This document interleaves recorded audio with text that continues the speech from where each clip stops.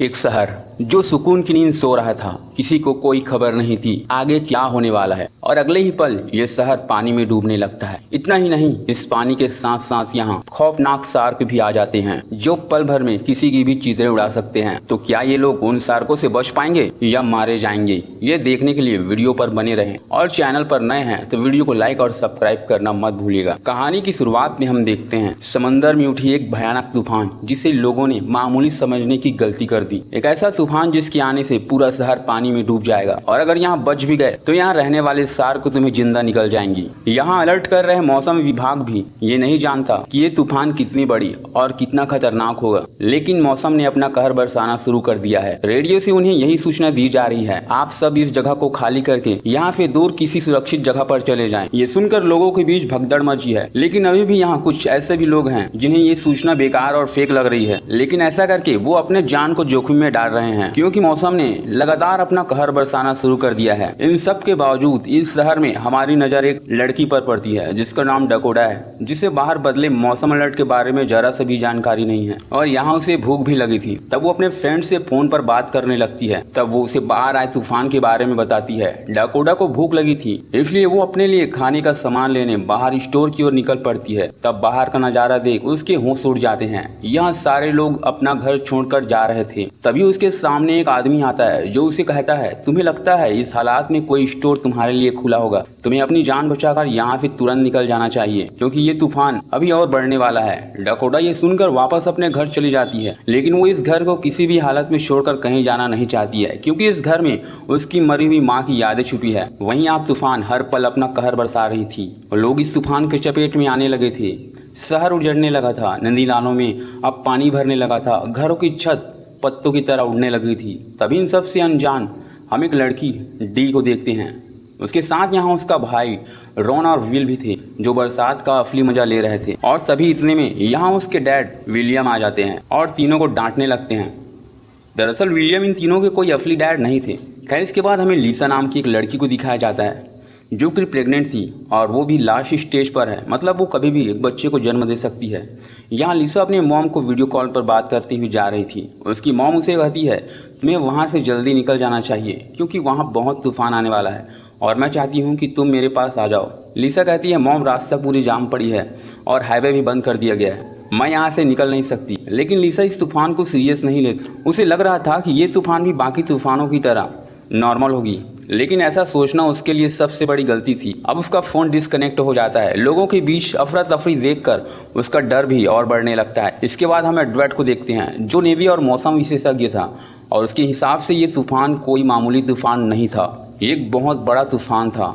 इस तूफान से समंदर का पानी पूरे शहर को डुबा सकता था। इसके बाद एडवर्ड डकोटा को कॉल करता है और उसे बताता है, ये तूफान पूरे शहर को डुबा सकती है, और इसलिए तुम्हें जल्दी मेरे पास आ जाना चाहिए। लेकिन डकोटा अपने इस घर को छोड़कर कहीं जाना नहीं चाहती थी। दरअसल डकोटा उसकी भांजी थी और उसकी माँ मर चुकी थी, लेकिन एडवर्ड उसे वादा करता है वो उसे कुछ नहीं होने देगा और वो उसे बचाने जरूर आएगा। इसके बाद तूफान बढ़ने लगता है और समंदर का पानी शहर की ओर आने लगता है। समंदर भी अपना विशाल रूप ले चुका था, और यहाँ बड़ी बड़ी लहरें उड़ रही थी, और इन लहरों के सामने वो बांध भी टिक नहीं पाता, और अब समंदर का पानी शहर की ओर बढ़ने लगता है। वहीं हम लीसा को देखते हैं, जो अभी अपने घर जा रही थी। तभी उसके सामने एक ट्रक ड्राइवर आ जाता है, जो उससे कहता है, आगे मत जाओ, आगे रास्ता बंद है, गाड़ी रिवर्स लो और यहाँ से भागो। लेकिन लीसा रिवर्स लेती कि इससे पहले यहाँ पानी आ जाता है, और ये पानी ट्रक और उस कार को धकेलती हुए ले जाती है, और तभी लीसा की गाड़ी यहाँ पेड़ के बीच फंस जाती। लीसा यहाँ बाल बाल बचती है, क्योंकि छोटी सी चूक उसकी जान ले सकती थी। अब लीसा यहाँ बुरी तरह से फंस चुकी थी। पानी का स्तर भी अब यहाँ धीरे धीरे बढ़ने लगा था। अगर लीसा को यहाँ जल्दी मदद नहीं मिलती तो वो मर जाएगी। लेकिन सबसे बड़ी प्रॉब्लम तो अब शुरू होती है, क्योंकि जो ट्रक यहाँ पर था उसमें पूरी तरह से मीट भरा हुआ था, जो कि इस हादसे की वजह से टूट चुका था, जिसकी वजह से यहाँ पूरा पानी खून में बदल जाता है, और इसकी वजह से यहाँ शार्क भी आने लगते हैं। वहीं हम विलियम को देखते हैं, जो कि अपने घर में शांत से बैठा है, क्योंकि उसे लगता है कि उसका पूरा घर वाटरप्रूफ है और ये पानी उसका कुछ बिगाड़ नहीं पाएंगी, और इसलिए उन्हें डरने की कोई ज़रूरत नहीं है। लेकिन ये इनकी सबसे बड़ी भूल थी। खैर, इसके बाद हम एडवर्ड को देखते हैं, जहाँ रिपोर्टर होते हैं जो तूफान के बारे में उससे पूछने लगते हैं। लेकिन वो रिपोर्टर आसपास का माहौल देखकर रिपोर्ट को कुछ बढ़ा चढ़ाकर बताते हैं। यहाँ शहर के अंदर पानी के साथ साथ बहुत सारे शार्क भी घुस चुके थे, वहीं हम डाकोटा को देखते हैं जिसके घर में पानी घुस चुका है।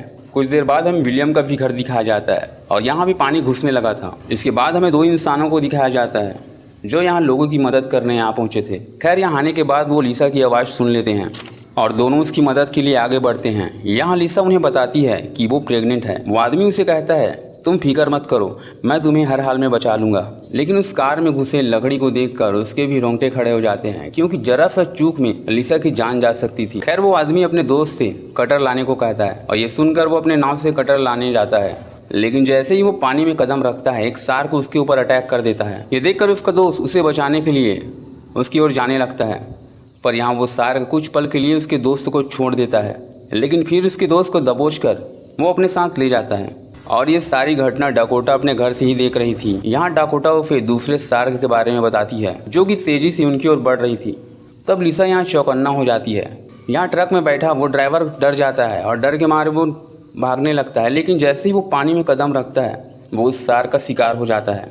इसके बाद हमें एडवर्ड को दिखाया जाता है जिन्हें मिली रिपोर्ट के अनुसार शहर की ओर बढ़ने वाली डैम टूट चुका है जिससे समंदर का पानी शहर तक पहुंच चुका है और वो पूरे शहर को डुबा देगा। मतलब डाकोटा की जान खतरे में है। अगर तुम रिपोर्ट लेना चाहते हो तो मुझे डाकोटा के घर के सामने ले चलो। मुझे डाकोटा को हर हाल में बचाना है और इसके बाद मैं तुम्हें सारी रिपोर्ट दे दूंगा। रिपोर्टर उसकी बात मान लेता है और इसके बाद वो डाकोटा को बचाने निकल पड़ते हैं जो अपने वाइफ के साथ लाइफ जैकेट लेने जाते हैं। लेकिन तभी विलियम पर एक छोटा सा शार्क अटैक कर देता है और एक बड़ी शार्क यहाँ उसकी वाइफ के ऊपर हमला करके उसे मार देता है और इस घटना में वो बच्चे फिर से अनाथ हो जाते हैं। अब इस परिवार में डी, रो और वेल ही बचे हैं और अब तक इन्हें पता चल चुका है कि इनके आसपास शार्क घूम रहे हैं। तभी डी उस रूम के दरवाजा बंद करने की कोशिश करती है, लेकिन वो अनबैलेंस होकर पानी में ही गिरने ही वाली थी कि तभी रॉन उसे बचा लेता है। लेकिन खतरा अभी टला नहीं था क्योंकि इनका ये घर पानी से भरने लगा था और अगर जल्दी इन्होंने कुछ नहीं किया तो ये यही मारे जाएंगे। तब रॉन कहता है कि अगर हमें मीट मिल जाए तो हम यहाँ से बाहर निकल सकते हैं। इस बात पर डी कहती है हमें मीट तो मिल जाएगी लेकिन उसे लेने के लिए हमें बेसमेंट में जाना पड़ेगा। लेकिन वहां तक जाएगा कौन क्योंकि पानी में तो अब शार्क घूम रही है। वहीं हम डाकोटा को देखते हैं जो बाहर खिड़की के पास खड़ी होकर लिसा को देख रही थी। लिसा यहाँ बार बार उससे मदद मांग रही थी लेकिन वो चुपचाप खिड़की के सामने ये सब कुछ देख रही थी। तब लिसा उससे कहती है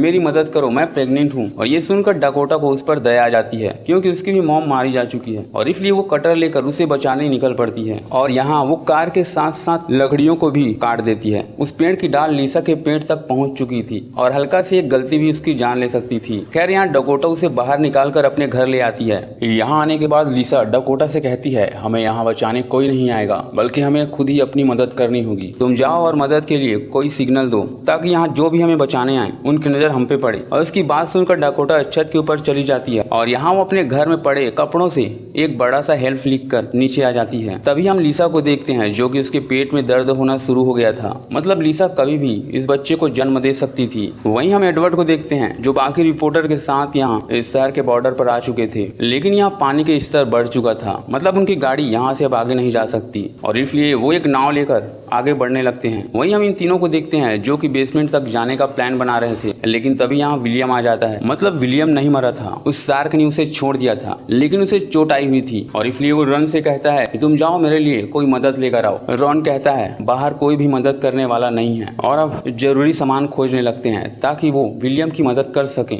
और तभी इन्हें खोजते हुए एक कागज मिल जाता है और इस कागज से उन्हें पता चलता है कि यहाँ की गवर्नमेंट उन्हें हर महीने $500 दे रहा था, लेकिन यहाँ विलियम तो उन तीनों को ढंग से भी खाना नहीं दे रहा था और इसी वजह से विलियम ने उन्हें गोद लिया था। और अब ये सच्चाई बाहर आने के बाद विलियम उन्हें मारने की कोशिश करता है, लेकिन अब वो बड़े हो चुके थे इसलिए वो विलियम को ही मारकर शार्क के बीच में फेंक देते हैं और अब इस बार विलियम का खेल खत्म हो जाता है। और इसी समय का फायदा उठाते हुए रॉन बेसमेंट से मीट ले आता है और अब वो मीट के साथ डायनामाइट को भी बांध कर उसे शार्क के मुंह में फेंक देते हैं, जिससे यहाँ घूम रहे शार्क मर जाता है। खैर इनके पास एक नाव भी था जिसमें सवार होकर ये तीनों बड़े आराम से यहाँ से निकल सकते हैं। इसके बाद हम डाकोटा और लिसा को देखते हैं जो बताती है बाहर एक नाव खड़ी है, अगर हम वहाँ तक पहुँच जाते हैं तो यहाँ से बाहर निकल सकते हैं। लेकिन लिसा चल भी नहीं पा रही थी, इसलिए डाकोटा को अकेले ही वहाँ तक पहुँचना था और इसके लिए वो अपने साथ बहुत सारा मीट ले जाती है। और यहाँ शार्क जब भी उस पर अटैक करता वो मीट का एक टुकड़ा दूर फेंक देती थी और ऐसा करते हुए वो लगभग नाव तक पहुँच ही गई थी। लेकिन तभी एक बड़ा शार्क उसकी ओर आने लगता है, लेकिन अब उसके पास मीट भी खत्म हो चुका है। शार्क को अपनी ओर आते हुए देखकर